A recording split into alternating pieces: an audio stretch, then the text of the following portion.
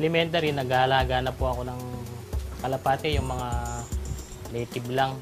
Tapos yung kulungan ko, yung taon lang ng tuyo, binibili sa palengke. Anong college na-stop, tapos nung nagkatrabaho na ako, nagkaroon ng financial, doon nag-start akong bumili ng mga ibon na galing sa mga ibang fancier.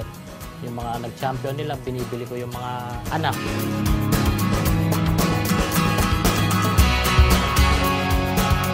Tapos, 2013, naglaro kami ng THPA.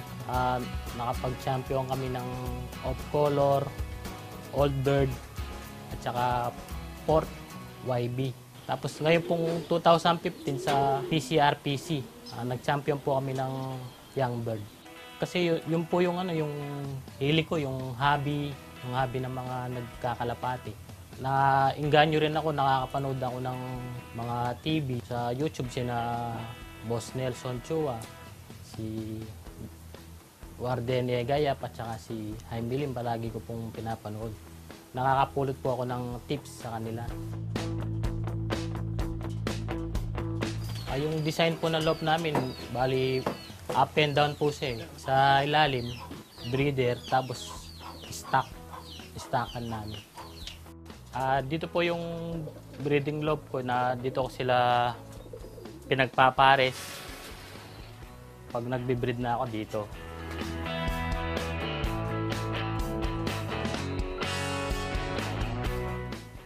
Dito ko sila pinibreed, yung breeding cage. Ito yung mga flyer ko.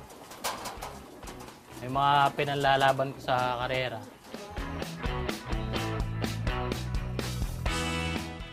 Ayan, yung mga flyer, yung iba nakakat pa. Bali yung kasama ko po na nag-iibon, nakaalalay po yung misis ko. Sinusuportahan ko po siya sa pagkakalapati niya para po at least nakikita ko siya na nandito lang sa bahay. Simula po nung nag-alaga po ako ng kalapati, at naalis po yung naiwasan ko pong magsugal. Gusto ko yung lagi ako nandito sa bahay, naalagaan ko yung mga kalapati ko. At saka yung asawa ko, hindi na siya nagka-problema sa akin. Kasi lagi niya ako nakikita dito. Todo suporta siya sa financial, sa pambili ng mga vitamins nila. Kumpleto. Dati po kasi, yung asawa ko, nung hindi pa siya nagkakalapati, na hindi pa kami nakatira dito, andun pa kami dun sa isang barangay. Pagdating niya ng bahay, hindi ko na yan makikita, nagbabarkada na yan. Tapos nung nag-start, nakita ko siya na nagkalapati, nandun na sa bahay. Nandun na sa bahay. Tapos nag-enjoy din ako dahil naging good husband na siya. Pagdating niya sa bahay, tulog, pakainin niya, pa-fly, tapos 4 p.m., magpapalipad na yan. Yung pumuntahan ko siya, tapos kaming dalawa dun sa taas, nagpapa-fly, tapos inoorasan. Tapos minsan, ang ginagawa ko, ako pa yung nagpipintura ng loft niya. Sa mga katulad ko na wife po, message ko lang po sa inyo, sana po supportahan po natin yung mga asawa natin sa pag-aalaga po ng mga kalapate na nag-e-entry sila, gumagastos sila, pero hindi naman siya ganun, hindi naman masama ang pagkakalapate.